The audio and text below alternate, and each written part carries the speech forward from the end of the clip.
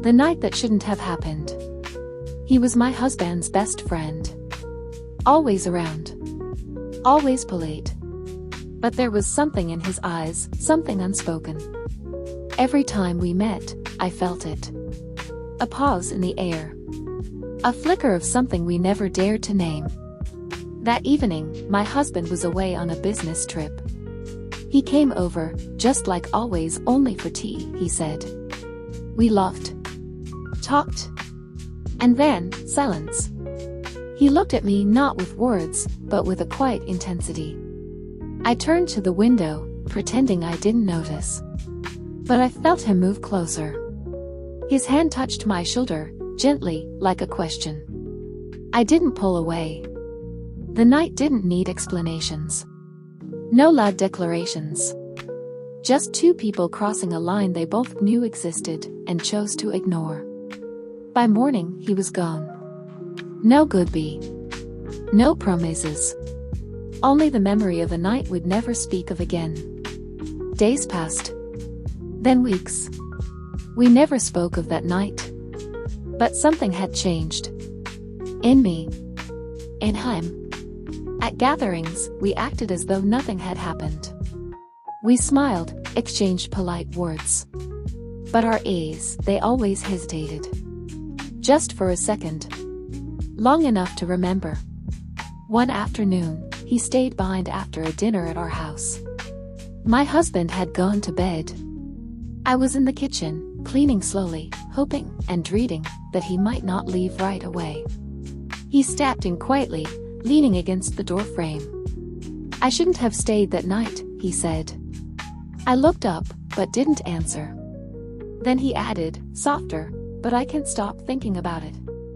Neither could I. It haunted me in ways I couldn't explain. He took a step forward, but stopped himself. His restraint spoke louder than desire. I won't cross that line again, he whispered. Not unless you ask me to. And just like that, he turned and walked away. The silence he left behind was heavier than before. But now, it was filled with possibility. I told myself it was over. That night was a mistake. A beautiful, dangerous mistake. But silence has its own weight. And memories, they don't fade. They settle. One rainy evening, I was alone again. The house felt too quiet. Too still. Like it was holding its breath. I'd knock on the door.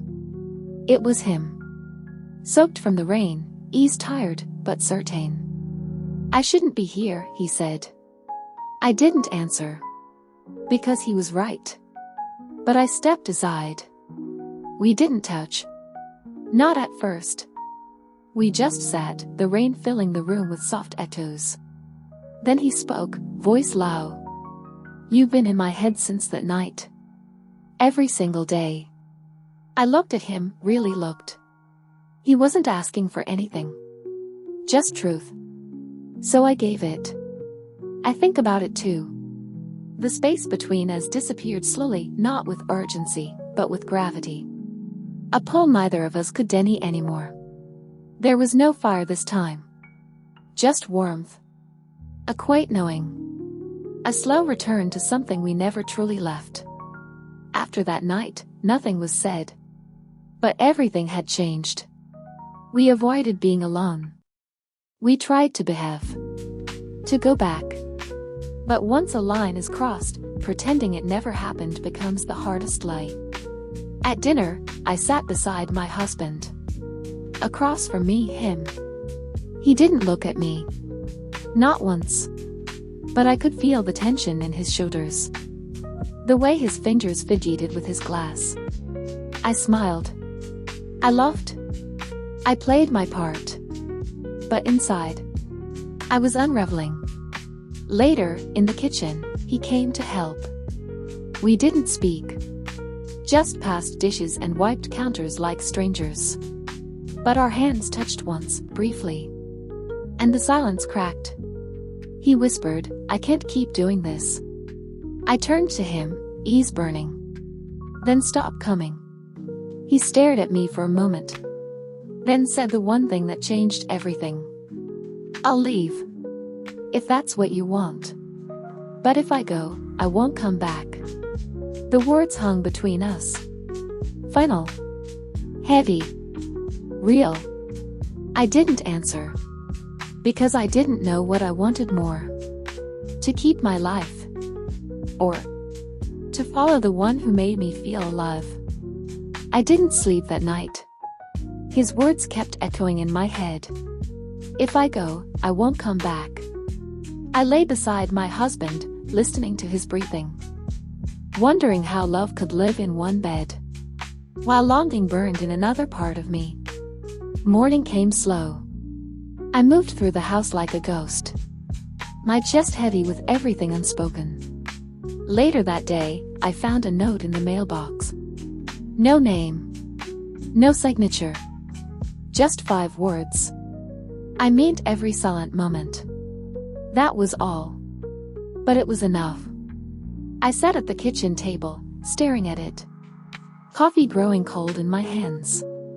I thought about the life I had. Steady, predictable, safe. And the one I could have.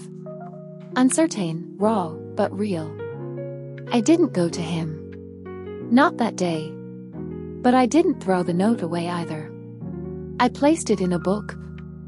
A book only I ever opened. And sometimes, at night, when the house is quiet, I take it out again. And wonder. What might have happened if I had said yes. It had been months. I hadn't seen him. I hadn't heard from him. I thought it was over. I made peace with the silence. Until today. We ran into each other at a bookstore. So simple. So ordinary. But my hands trembled the moment I saw him. He froze too. Then smiled, not wide, not bold. Just soft. Careful. He said. Hey.